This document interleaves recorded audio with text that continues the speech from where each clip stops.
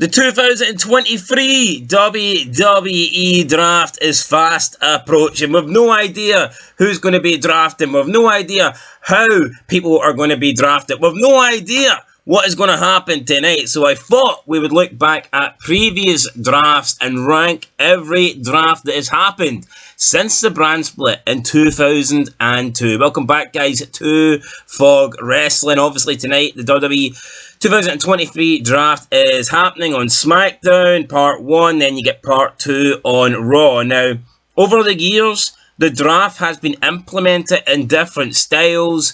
Originally, when the draft happened, we actually had GMs that were drafting the wrestlers. Then they went for something where it was like random matches, and if somebody from a specific brand won, they earned their show, they earned their brand a random draft pick. They done that. Then in 2016, they went back to the whole GM thing drafting, and then 2019 was basically just a shit show where Stephanie McMahon came out and just announced names. So yeah, the draft has been done in different ways over the years, and now we're here to rank all 11 of them, and we're going to start obviously in 11th place, and it is the latest draft. It is the 2019 draft that I'm bringing home in 11th place. Why am I bringing it home in 11th place? Two reasons.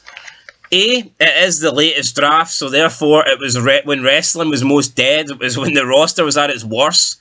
So yeah, that is one reason. And reason number two is, I mean, this was so disappointing. Stephanie McMahon literally just came out on stage and she gave a list of names. She just went, oh, round one, blah, blah, blah, blah, blah, blah, blah, then walked off. 10 minutes later, came out, round two, blah, blah, blah, blah, blah.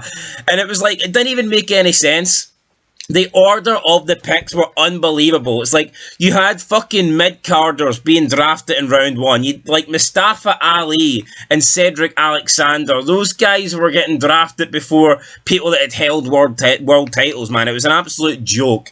And the draft should be, you're picking the best people first. That makes sense. But in this 2019 one, they literally just picked it in a random order. And it's like, they're showing us fake live feeds backstage where apparently the USA Network and Fox were actually doing the drafting, and they had like picks like they had jobbers like Cedric Alexander and Mustafa Ali getting picked before world champions like The Miz. And where's the believability? Why the fuck would we be picking those people over world champions, over people with status? The Miz calls himself the A-lister. You know, he calls himself Mr. Hollywood. Yeah, he's getting picked later than Cedric Alexander and Mustafa Ali. It was an absolute joke. I mean, it was almost like they just wanted to pick the order to keep people happy, to not make it look as if you're low down in the card. We're going to pick you last. It was weird. It was crap. That's why it's coming in at last. So yeah, 2019, horrible draft.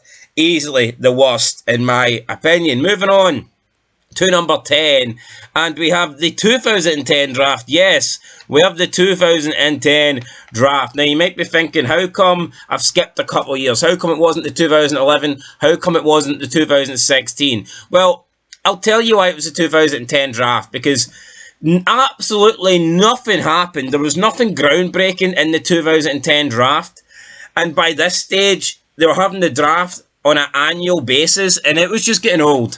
It was getting stale, and it was like the same people moving every single year. So, I mean, you'd Big Show moving from Raw to SmackDown, you'd like R-Truth moving, but it was like, this was happening all the time. It was like the same bloody people, so there was nothing to get excited about. It was like, literally, somebody would move to Raw one year, the next year they would move back, and then the year later they would move back again, and there was just no big names on this draft. Yeah, you had Edge, I guess. He was the biggest name, but it didn't even feel that big. You'd Chris Jericho, but nothing felt groundbreaking. So yeah, that's why the 2010 draft, and I think it just becomes stale at this stage. So that is why 2010 is coming in 10th. Coming at number 9, we've got the 2009 draft, pretty much for the same reason as the 2010 draft. I just think by this stage, it was stale. You know, previously they'd moved Triple H to SmackDown. In 2009, they moved them straight back. Any stars that they had left on ECW, they quickly moved to either Raw or SmackDown. Like John Morrison and The Miz had a good year. on ECW with the tag titles. And in the 2009 draft, they pretty much killed off ECW. I mean, they started killing it in 2018, but 2009 was like the last nail in the coffin. Even Shelton Benjamin and Kofi Kingston, who were doing well in ECW, got moved to Raw and SmackDown. And again, yeah, just nothing really happened here. You got Kane moving from Raw to SmackDown, even though it was only the 2000... Like, it was in 2008, he was still on SmackDown, and he challenged for the ECW title. Then he moved from ECW to Raw, and now he's back from Raw to SmackDown. So there you go, you got Kane, a guy that's just literally moved, and you got Chris Jericho, another guy that had appeared in the 2010 draft, and you got Matt Hardy, again moving. It was garbage, guys. It was just, you've seen it all before at this stage. So yeah, the 2009, and again, we can say Triple H is a big draft, and he is a big draft, don't get me wrong, but he was literally just moving back. You know, they experimented with a year Triple H on SmackDown, and they moved him back to Raw. Rey Mysterio was also in this draft, and I think it was like the third straight year, I think, because he moves in 8, 9, and then I think he moves back in 10. So, I mean, at this stage, it was very stale, and it was literally the same people moving year in, year out. Because, like, in the earlier drafts, you felt like people actually belonged to a certain brand. You know, you had SmackDown guys and you had Raw guys. But by the time we got to 2009, I feel like the draft was happening too often that nobody really felt like they belonged on a certain show. They were just, like, constantly moving every year, and it just didn't feel that big. Like, when Rey Mysterio first moved from SmackDown to Raw, it felt huge because he'd never been on Raw, apart from, I believe, the Eddie Guerrero show where he died, and maybe one other show is the only time you'd seen Rey on Raw. But now you see him like moving constantly, same with like the likes of Matt Hardy, John Morrison, CM Punk. You know, these guys just constantly moving every single year. So yeah, for me, by the time we got to 2009, I thought the draft was getting stale, and then the lack of big moves, the lack of big surprises certainly did not help it. Moving into number 8, we have 2011. And you might be asking yourself, well, 2011 is after 09 and 010, so why is 2011 better than those previous ones? And again, in 2011, you had Rey Mysterio moving straight back from SmackDown to Raw. It's like, honestly, Rey Mysterio was just moving from brand to brand at this stage. Same with Big Show. Big Show from SmackDown back to Raw. Again, literally just moving every single... Are we supposed to be impressed with Big Show getting drafted every single year? I mean, the guy within the space of a year probably turns heel and face about 10 times in that year, and we're supposed to be excited about him moving from Raw to SmackDown and then SmackDown back to Raw? No, definitely not. But the reason why I'm putting 2011 above 2009 and 2010 is because with John Cena moving from Raw to SmackDown. Now, yes, of course, we know by the end of the night it was a fake out. It didn't happen because later in the draft he got drafted back from SmackDown to Raw, which also made history, by the way. This was the first time that somebody during television hours, during the live draft, had been drafted from one show, then back to another. So that John Cena thing made history. But for me, it was the initial. The history thing was like cool, but it was like, they faked out. They didn't have the guts to move, their top man, the face of the company, to the B show. They didn't do it. But it was like the initial draft, and he was the first draft of the night, 2011. How do you kick off the draft? You kick off the draft with the number one guy in the company, moving from the A show to the B show. It was such a big spectacle. No one was expecting it. It was a massive surprise. And even though they didn't stick it out, they didn't carry through with it, I still think that surprise is good enough to put 2011 up the list. Now, if you take John Cena out of this, then 2011, in my opinion, would be the second worst draft of all time. Because again, like I said, it was even staler than 09 and 010, and it was just the same people being drafted back and forward. But I think the surprise of John Cena definitely pushes 2011 up the list a little bit.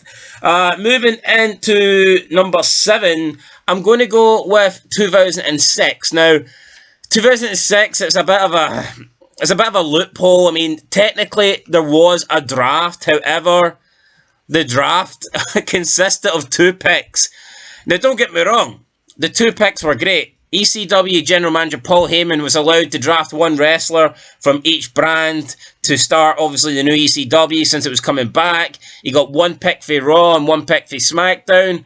from Raw, he picked Rob Van Dam, and for SmackDown, he picked Kurt Angle. So, I mean, this was good, and I believe also later on, Big Show turned in a battle royal or whatever, but that was technically not part of this draft. But either way, I mean, that is two big names at the time. Rob Van Dam, Kurt Angle, massive names in the company. Rob Van Dam would go on to soon win the ECW and WWE Championship, and then Kurt Angle, as you know, always in the main events, always a massive main eventer. So this was two big picks, and I mean, I can't put it any higher because it literally is just two people, and it was like Paul Heyman just picking two, and he was like he had the feud with Mick Foley as well at the time, and Edge heading into One Night Stand. I mean, it was good, but obviously just due to the fact that it wasn't even really a draft, and you think about it, it was just Paul Heyman picking two people, so I can't put it any higher than 7th, but I did enjoy it. So there you go, ECW Brand Extension Draft 2006 coming in at 7th place. Coming in at number 6, we have the 2016 draft. Now, albeit, yeah, this happened at a time where, in my opinion, wrestling was down the shitter. I mean, wrestling's good years were long gone by 2016. There's no doubt about that. However, I will at least say this draft was done properly. You actually had GMs. You had Stephanie and you had Shane like in charge of Raw and SmackDown, and they hired GMs that they would basically work alongside Daniel Bryan in SmackDown and Mick Foley on Raw. And at least this draft, in my opinion, was done the proper way, with the GMs of both shows coming out and they drafted their rosters. They had one pick, then the other one had a pick. And for me, I like that element, albeit 2016, it wasn't a great year, but at least it did feel fresh because the brand split had pretty much ended at this stage by about 5 years, so it did feel new. It felt like it was rejuvenating the company a little bit. So yeah, the 2016 draft, I wouldn't say it was spectacular, but it was fresh. It definitely felt better than, you know, the drafts that I've already mentioned on this list, because they kind of just felt repetitive and it was like stale, whereas this was literally a draft coming out of nowhere, and it was basically everyone was drafted. They had a clean slate and no one was like uneligible, and yeah, they just drafted basically the entire roster. So yeah, and I think after the brand split, this also led to like probably about a year and a half, maybe 2 years of decent WWE television. I felt like the brand split in 2016 definitely helped the company. I think 14, 15 were bad years, at least 2016, and I know you split the roster. I know the pay-per-views, they did like brand exclusive pay-per-views, and they weren't exactly stacked with main eventers, but it did kind of create new stars, and you got AJ Styles with a good run on SmackDown, really good feud with John Cena. Jinder Mahal even got a title run out of it. I mean, you have to wonder, had that not happened, I mean, would we have got that if it wasn't a brand split? Would AJ Styles have got his run as a champion? Possibly not. So yeah, I'm putting the 2016 draft in at 6th place. Alright, now moving into the top 5. And in 5th place, we have the 2005 draft. Now, the 2005 draft is a weird one. It's the only one of its kind. It was basically a draft that happened over the course of a month. And yeah, it was like one draft per week. So on Raw, you'd get one, and then on SmackDown, you'd get one, then the next Raw, you'd get another one. And it wasn't even like the GMs that kind of made these picks, even though technically they did, but they didn't come out and announce it. The drafts are kind of... So the first one was obviously announced by Chris Jericho. He had the highlight reel, and he announces John Cena as the number 1 draft pick. Then John Cena comes out and takes part in the highlight reel, ends up attacking Christian, who obviously wanted a shot at the WWE Championship. And this, to me, signaled like the change in WWE. This was John Cena. Basically, what 2005 told me was that WWE seen John Cena as the star over Dave Bautista. John Cena was the guy that they wanted to push to the moon, and Dave Bautista was going to be the second babyface. That is why John Cena was moved from SmackDown to Raw. Because let's face it, Raw was the A show. And if they thought Dave Bautista was the man, Dave Bautista was the man that they were going to put in charge, if they were going to push him as the face of the company for the next 10 years, Bautista would have stayed on Raw. But no, they changed it with John Cena. And for me, yeah, this definitely was the start of, you know, the Cena era. and Cena being the main man in WWE. Plus, it was pretty good. You know, every single week you had someone coming from SmackDown to Raw and from Raw to SmackDown. It was unique. It was different. But again, it was just like one announcement per week, so it didn't even feel like a draft, you know. It just felt like every week you'd get a random person moving from one show to another. It's the only draft of its kind, and while I think it was fun, I just can't really place it any higher than 5th due to the fact it's like literally just one person a week, you know, coming from Raw to SmackDown. But it was good, and obviously it started the John Cena run on Raw. SmackDown moved from SmackDown to Raw. You had Cena, Angle, Carlito, Big Show, Rob Van Dam. And then obviously moving from Raw to SmackDown, you'd Benoit, Orton, Hazan, and Daivari, Christian, and last was Batista. So, I mean, there you go. What I will say about this draft is, there was big name players. Now, you could argue Muhammad Hassan and Daivari ain't really big name, but still, overall, the top 10, I mean, it was either legit main eventers or upper mid-carders minus Muhammad Hassan and Daivari. So, yeah, I mean, they didn't waste any draft picks on, you know, stupid picks like, I don't know, Paul London from Raw to SmackDown, picks that nobody cares about. It was all, like, legitimate picks, you know, it was all, like, big-name picks. So, for me, 2005 comes in 4th place. 5th place, sorry. Moving into 4th place, we have the 2007 draft. So, yeah, 2007 draft, we kind of didn't really get one in 2006. And, like I said, due to only 2 people being drafted TCW. So, that 2007 was also, like, kind of the debut of the draft lottery. So, this was kind of like the style where it wasn't GMs picking. It wasn't like, you know, the GMs would pick and then they'd make, or they'd like randomly pick out the thing. This was like a draft lottery. So it was the debut of basically a brand winning a match and then that brand getting a draft pick. So you'd basically have a bunch of like inter-brand matches throughout the night, Raw, SmackDown, ECW, and whoever won for their respective brand earned a random pick, and then the pick would just like come up on screen. So I'm not sure if that's what the draft tonight's going to be like, but this was the first time them doing the draft lottery, and it worked. You know, it was entertaining. Now, what I would say holds back the 2007 draft, I would say there was a lack of big names. Now, there was some people, definitely some people you consider main eventers, but the problem is, the people that they did draft as the main eventers, it didn't work out because either they left the company or they died. I mean, it's Bobby Lashley was drafted VCW to Raw. Within a couple of months, he'd left the company. He got injured and he never came back.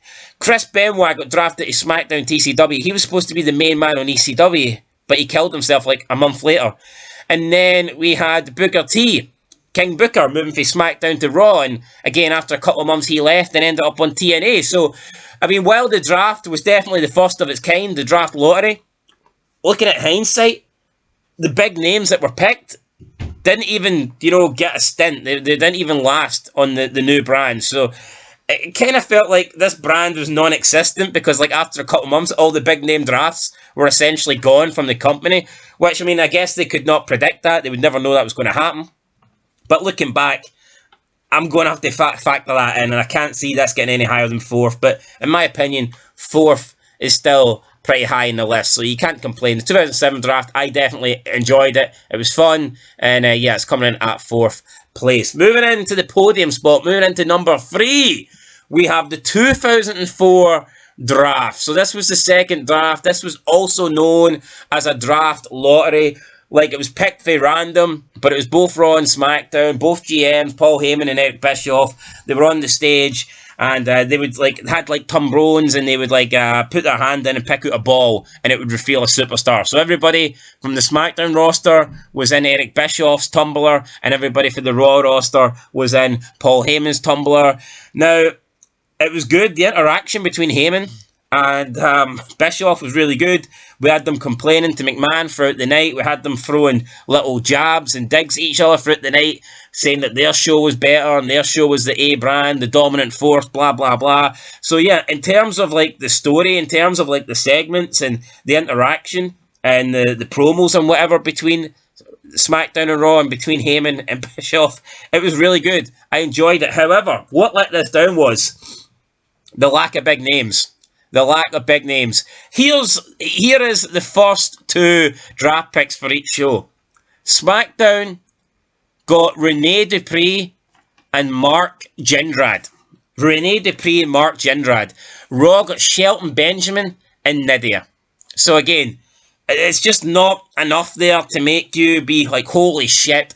In my opinion, I think these drafts are pretty good when they start off with a big name. And I think maybe that's what they should have done. Now, number 3, Triple H got drafted to SmackDown. He was pissed off about it.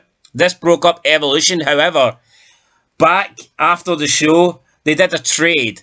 And Eric Bischoff managed to trade Triple H back to Raw. So it was kind of like Cena in the old 11 gimmick where he got drafted, but then they drafted him back after the show was off the air.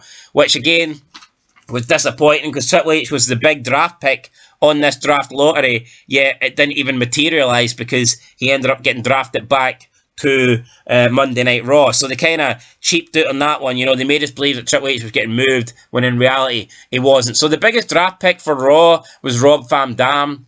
Rob Van Dam was moved from Raw to SmackDown, so that was Paul Heyman's biggest pick. And for Raw, the biggest pick was Edge, who went from SmackDown to Raw.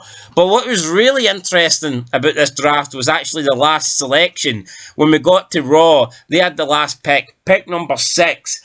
And out of the tumbler, inside the ball, was Paul Heyman.